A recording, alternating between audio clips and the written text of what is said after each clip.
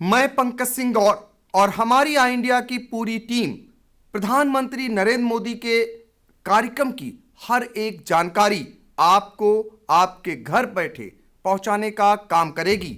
बस एक क्लिक करिए और आई इंडिया को सर्च करिए। देखते रहिए बुधवार को दिन भर मोदी लाइव। मैं जयंत श्रीवास्तव पीएम मोदी की कार्यक्रम की समीक्षा पहुंचाने का काम करूंगा। मैं उदय चौहान आप तक पहुंचाऊंगा प्रधानमंत्री नरेंद्र मोदी के सीतापुर में आगमन से लेकर उनकी रवानगी तक का हाल।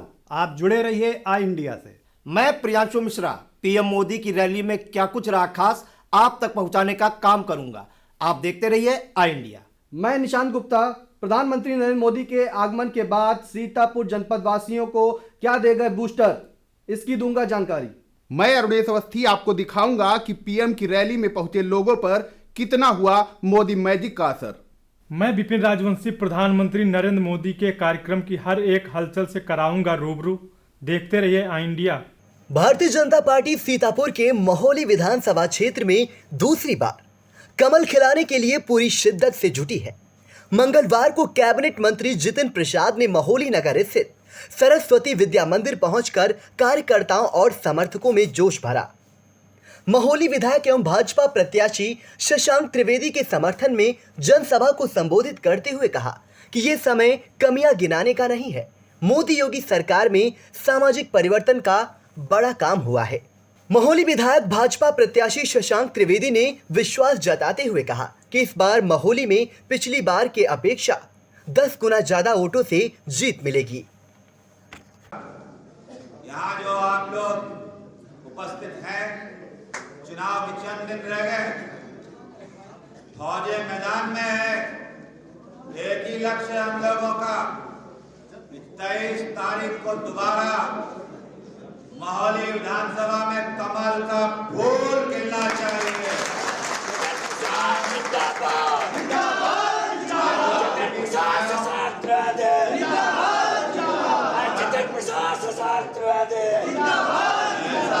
नारों से काम नहीं चलेगा, बटन दबाना पड़ेगा। बटन की आवाज आनी चाहिए और वही आवाज सुनाई देती। और जैसे कि आप लोग भली भांति जानते हैं कि महोली क्षेत्र मेरे लिए व्यक्तिगत रूप से मेरे हृदय में खास स्थान रखता है। आप लोगों का आशीर्वाद मिला है और आज जो मैं आपके बीच में आया हूं, मैं अपना सौभाग्य समझता हूं कि मुझे भारतीय जनता पार्टी और ऐसे यशस्वी नेतृत्व प्रधानमंत्री जी के सानिध्य में काम करने का अवसर मिल रहा है। ये कोई मामूली बात नहीं और कोई मामूली नेतृत्व नहीं है जो प्रधानमंत्री जी का है। मैंने तो देखा है विपक्ष में रह के भी और आज उनके साथ काम करते हुए भी उनके नीचे एक तरफ मोदी जी देश में और प्रदेश में योगी जी, उनका त्याग, तपस्या, मेहनत। तो क्या हो गया मंच वाले जो फोन बात करें नानी का मैं तो मैं ये कहना चाहता हूं कि 23 तारीख को जो वोट पड़ेगा वो हमारे लोकप्रिय विधायक शशांक त्रिवेदी के लिए तो पड़ेगा ही, मगर मोदी जी और योगी जी का वो संकल्प मजबूरी करेगा जो नए भारत का निर्माण हो रहा, जो उनका कार्य, विचार, तपस्या किसी से छुपी नहीं, परिवर्तन आया। ये मामूली समय नहीं है जिससे उत्तर प्रदेश भी गुजर रहा है और देश भी एक ऐसी दिशा में बड़ी मुश्किल से प्रदेश और देश पहुंचता है। तो ये 23 तारीख को जो वोट पड़ेंगे, इसकी आवाज पूरे देश में जाए और हम सब लोगों को अपनी जिम्मेदारी समझनी चाहिए। यहाँ प्रभावशाली लोग भी बैठे हैं, प्रबुद्ध लोग भी बैठे हैं और ये मत समझिएगा कि ये सिर्फ अगर शशांक त्रिवेदी जी चुनाव लड़ रहे हैं तो जिम्मेदारी उन्हीं की, या जो मंच पे हम लोग हैं हम ही लोग सब जिम्मेदारी लें। ये हम सबका कर्तव्य बनता है। एक एक व्यक्ति जो यहाँ बैठा है, इस चुनाव की कमान और वो विचार और वो नेतृत्व के हाथों को मजबूत कीजिए जो देश के लिए राजनीति कर रहा है। अपने निजी स्वार्थों को ऊपर उठ के, अपनी निजी समस्याओं को भुला के चंद दिनों के लिए हम सबका कर्तव्य बनता है क्षमता के अनुसार, जिसका जितना योगदान इस चुनाव में जो भूमिका आप निभा सकते हैं उसके लिए आगे आइए। ये सिर्फ एक व्यक्ति का चुनाव नहीं, ये आने वाले भविष्य का चुनाव है, ये आने वाली पीढ़ियों के सपने साकार करने का चुनाव है। ये देश किस दिशा में जाएगा उसका चुनाव, सब नजर लगाएगा। तो एक एक व्यक्ति से मैं अनुरोध करने आया कि अपनी जिम्मेदारी का एहसास कीजिए।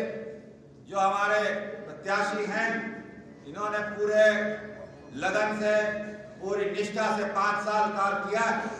कमियां सब में होंगी, हम में भी, मगर ये समय नहीं है कमियां गिनाने का, शिकायतें करने का, समस्याओं के बाद चर्चा करने का। उन्हें 5 दिन दूर कीजिए।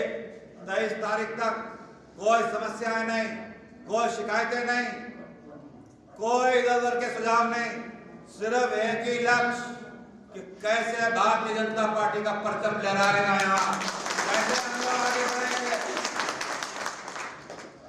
वो दृष्टिकोण रखते हुए हमें आगे बढ़ना है। ये नेतृत्व मोदी जी का, योगी जी का कोई साधारण नेतृत्व नहीं है। काम बहुत हुए, अगर देशव्यापी काम प्रदेशव्यापी गिनाओ तो कहीं एक्सप्रेसवे, कहीं एयरपोर्ट, गांव में चले जाओ तो शौचालय, आवास, खाद्यान्न, कितने काम गिनाए जाएं। मगर उससे ज्यादा महत्वपूर्ण अगर कुछ हुआ है मोदी जी के नेतृत्व में और योगी जी के नेतृत्व में, तो वो है सामाजिक परिवर्तन जो आपको दिख रहा होगा। परिवर्तन आया कि नहीं आया? अगर इतने हल्के में बताओगे तो गौतम जी क्या समझेंगे, कहेंगे लिगड़वा तो ज्यादा मैं यहाँ से वो तो, अरे परिवर्तन आया कि नहीं आया? हाँ, ये कोई मामूली चीज नहीं है परिवर्तन लाना। ये कोई मंत्रालय में फाइल पे दस्तखत करके परिवर्तन नहीं आता है। इसके लिए नेतृत्व चाहिए होता है, इसके लिए विचार चाहिए होता है, इसके लिए लक्ष्य चाहिए होता है, इसके लिए जनसहयोग चाहिए। तो लगा दीजिए और कमल जो खिल रहा है उसको पूरी तरह से खिला दीजिए। मुझे विश्वास है कि महोली विधानसभा पिछली बार से 10 गुने ज्यादा से जीतने जा रही है।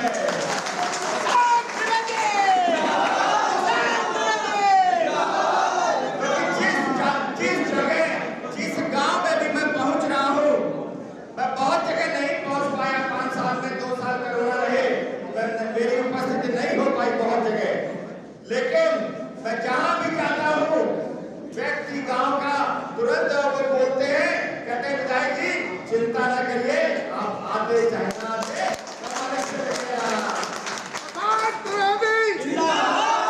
भारतीय जनता पार्टी जो पिछले 5 साल मिले, केवल 3 साल जोड़े जाते हैं 5 साल, क्योंकि 2 साल कोरोना में चले गए। जो पिछले 5 साल बीते हैं उस 5 साल का विकास बनाम पिछले 23 साल से एक व्यक्ति एक ही परिवार का विधायक रहे, आप तुलना कर लीजिए।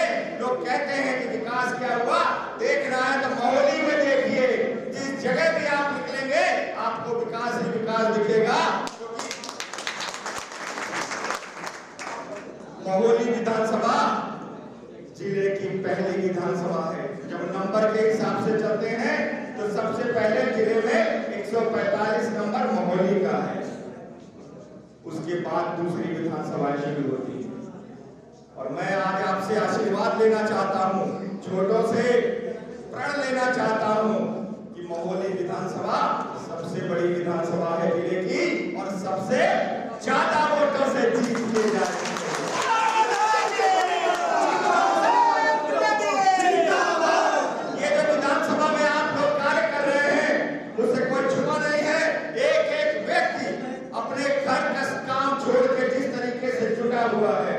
मुझे उम्मीद ही नहीं, विश्वास भी थी कि इसी तरीके से आप लोग जब लग जाएंगे तो विपक्षी को कुछ नहीं सूझ रहा है, उनको केवल ये सूझ रहा है कि किसी तरीके से ये आंधी रोकी जाए, कम से कम हार का मार्जिन तो कम रहे।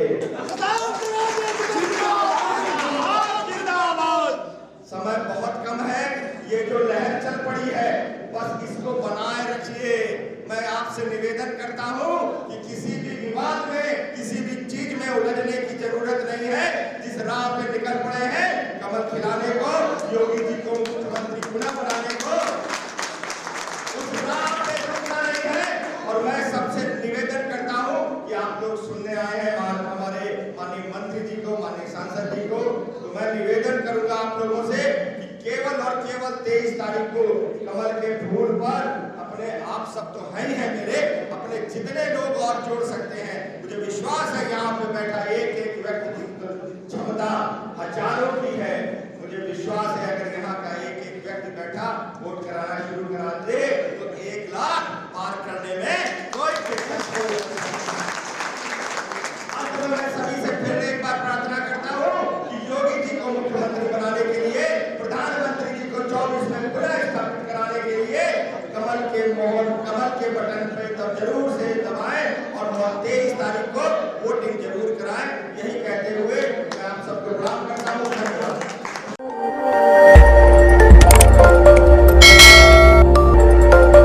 खबर आपकी, नजर हमारी। देखते रहिए आई इंडिया।